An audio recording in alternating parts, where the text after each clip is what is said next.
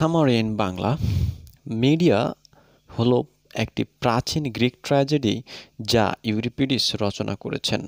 এটি জেসন এবং মিডিয়ার কল্পকাহিনী মিথ অবলম্বন করে রচিত, যা খ্রিস্টপূর্ব 431 সালে রচিত হয়েছিল।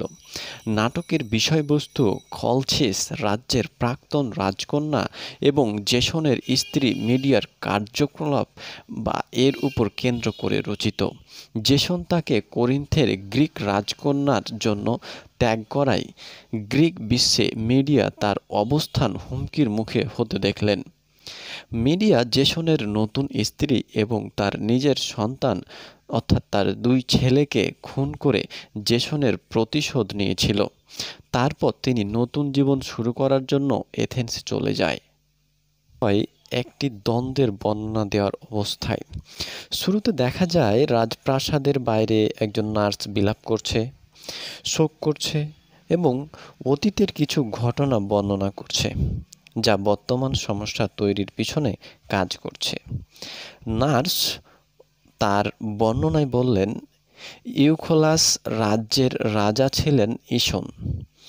তার মৃত্যুর সময় তার পুত্র জেসন খুব ছোট ছিল। রাজ্য পরিচালনা করার মতো ক্ষমতা ছিল না ছোট জেসনের। তাই রাজ্য ঈশন সৎ ভাই পেলিয়াসকে রাজ্যভার দিলেন এবং বলে গেলেন জেসনকে বিদেশে পাঠাতে লেখাপড়া করার জন্য, এবং জেসন লেখাপড়া করে প্রাপ্ত বয়স্ক হয়ে ফিরে আসার পর রাজ্য ক্ষমতা জেসনকে প্রদান করতে। যথারীতি পেলিয়াস এখন ইউলকাস বা রাজ্যের রাজা। সময় জেসন বিদেশ থেকে ফিরে আসে তার লেখাপড়া শেষ করার পর। এসে সে চাচা পেলিয়াসের কাছে তার রাজ্য ক্ষমতা লাভ করার দাবি করে, কিন্তু পেলিয়াস তার ক্ষমতা হাতছাড়া করতে চান না এবং একটা কৌশল অবলম্বন করে। জেসনকে কৌশলে খলচিস রাজ্যে পাঠায় গোল্ডেন ফ্লিস আনতে। এই যাবৎ যারাই গোল্ডেন ফ্লিস আনতে গিয়েছে তারাই মারা গেছে। পেলিয়াস ভেবেছিল জেসনও গোল্ডেন ফ্লিস আনতে সক্ষম হবে না। তাই পেলিয়াস বলে গোল্ডেন ফ্লিস আনতে পারলে জেসনকে রাজ্যের সিংহাসন হস্তান্তর করা হবে। জেসন অনেক সাহস ছিল। সে পেলিয়াসের শর্ত গ্রহণ করে এবং শক্তিশালী যুবকদের নিয়ে একটা দল গঠন করে। আর্গো নামের একটি জাহাজে তারা কলচিসের যাত্রা শুরু করে গোল্ডেন ফ্লিস আনতে যাওয়ার জন্য। গোল্ডেন ফ্লিস আনতে খলচিস রাজ্যে জেসনের আগমনে খলচিস রাজ্যের রাজা এইটিস মোটেও খুশি হননি। এইটিস চায় না কেউ খলচিস থেকে গোল্ডেন ফ্লিস অর্জনে সক্ষম হোক, কারণ গোল্ডেন ফ্লিস খলচিস রাজ্যের একটি সম্মানের বস্তু। কিন্তু খলচিস রাজ্যের রাজকন্যা রাজা এইটিস এর মেয়ে মিডিয়া জেসনকে প্রথম দেখায় ভালোবেসে ফেলে। জেসনও মিডিয়াকে একইভাবে ভালোবাসে।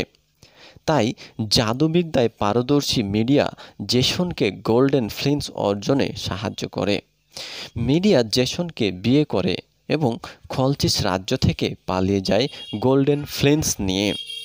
জেসনকে ভালোবাসার জন্য মিডিয়া নিজ ভাই এফস্টাসকে হত্যা করে এবং নিজের বাবাকে ধোঁকা দিয়ে জেসনের সাথে ইউলকাসে চলে আসে। গোল্ডেন ফ্লিস আনার পর জেসন তার চাচা পেলিয়াসকে ক্ষমতা হস্তান্তর করার কথা বলে, কিন্তু পেলিয়াস ক্ষমতা হস্তান্তর করতে অস্বীকার করে। এবার মিডিয়া জেসনকে সাহায্য করতে এগিয়ে আসে।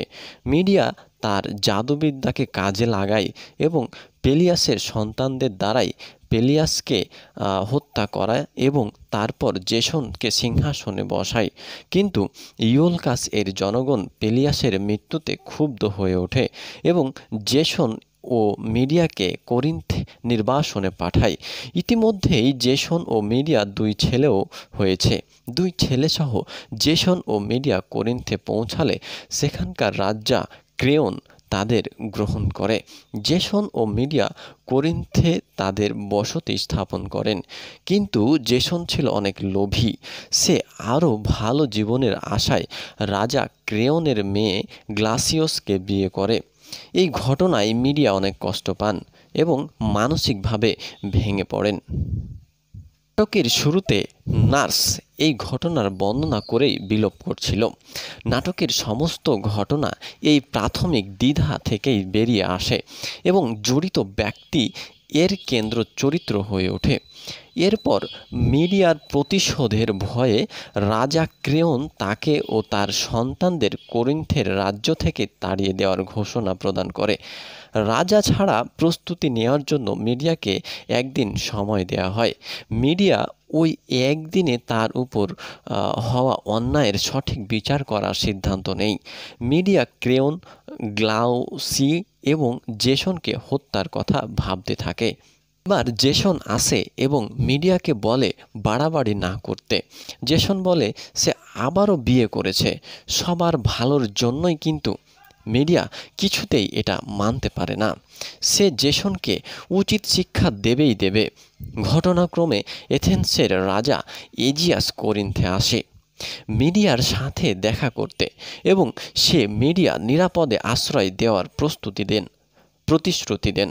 বিনিময়ে মিডিয়া সান্ত্বনাহীন এজিয়াসকে একটা ঔষধ দেবে যাতে এজিয়াসের সন্তান হয়। তারপর মিডিয়া প্রতিশোধ নেওয়ার জন্য উঠে পড়ে লাগে।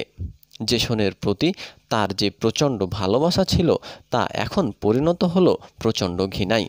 সে জেসনকে শিক্ষা দেওয়ার জন্য গ্লাউসির সাথে তার 2 ছেলেকে হত্যা করার পরিকল্পনা করে। পরিকল্পনা বাস্তবায়নের জন্য মিডিয়া জেসনকে ডাকে এবং সব কিছু মেনে নেওয়ার ভান করে। মিডিয়া তার 2 ছেলের দ্বারা গ্লাসিওকে কিছু উপহার পাঠায় যাতে তারা 2 ছেলেকে করিন্থে থাকতে দেয়া হয়। গ্লাউসি উপহারগুলো গ্রহণ করে। উপহারগুলোর একটি হলো কর্নেট, ছোট মাপের একটা মুকুট, এবং অন্যটি ছিল একটা জামা যেগুলো বিষ লাগানো ছিল। গ্লাউসিও মুকুট আর জামা পরিধান করার পর বিষক্রিয়ায় মারা যায় এবং ক্রেওন তাকে সাহায্য করতে আসায় সেও মারা যায়। শেষে মিডিয়া তার 2 ছেলেকেও হত্যা করে যাতে জেসন বুঝতে পারে সে প্রিয়জন হারানোর কষ্ট। মিডিয়া তার মৃত সন্তানদের নিয়ে এথেন্সে চলে আসে এবং সেখানে তাদের সাক্ষাৎকার হয়। এভাবে মিডিয়া প্রতিশোধের আগুনে জ্বলে তার স্বামী জেসনকে নিঃস্ব করে দিয়েছিল এবং সব কিছু হারিয়ে জেসন পাগলপ্রায় হয়ে গেছিল। আমি আপনাদের অল্প কিছু ধারণা দেব ক্যারেক্টার সম্পর্কে, তার কারণ ক্যারেক্টার না বললে বা না বুঝলে আপনি এই রিলেশনটা বুঝতে পারবেন না। তাই ক্যারেক্টারগুলো জানার জন্য আমরা প্রথমেই চলে যাচ্ছি মিডিয়ার কাছে। মিডিয়া নাটকের প্রধান চরিত্রের মিডিয়া। তিনি খলচিসের রাজ্যের রাজকন্যা, রাজা এইটিস এর মেয়ে এবং জেসনের স্ত্রী। তারপরে আমরা দেখতে পাচ্ছি জেসনকে। জেসন ইওলকাস রাজ্যের রাজা ইসন এর ছেলে। জেসন এর প্রথম স্ত্রী মিডিয়া এবং দ্বিতীয় স্ত্রী গ্লাউসি। ক্রেওন করিন্থের রাজা ক্রেওন এবং ক্রেওনের মেয়ে গ্লাউসি। তারপরেই আসছে ইজিয়াসের কথা। ইজিয়াস এথেন্সের রাজা। তৃতীয়ত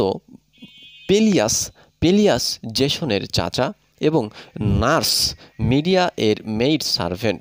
তারপরে যেটা থাকে ক্যারেক্টার হিসেবে সেটা হচ্ছে কৌরাস করিন্থের একজন মহিলা। আর কৌরাসের যে কি কাজ আমরা আশা করছি 3rd ইয়ার এবং 4th ইয়ারে আপনারা সবাই পড়ে এসেছেন, আমি এটাই প্রত্যাশা করছি। সুতরাং কৌরাস নিয়ে আর কিছু বলতে চাচ্ছি না। এই ছিল আমাদের আজকের মিডিয়া সম্পর্কে সংক্ষিপ্ত বাংলা সামারি। আশা করি সবার কাছে এই ঘটনাটি ক্লিয়ার হয়েছে।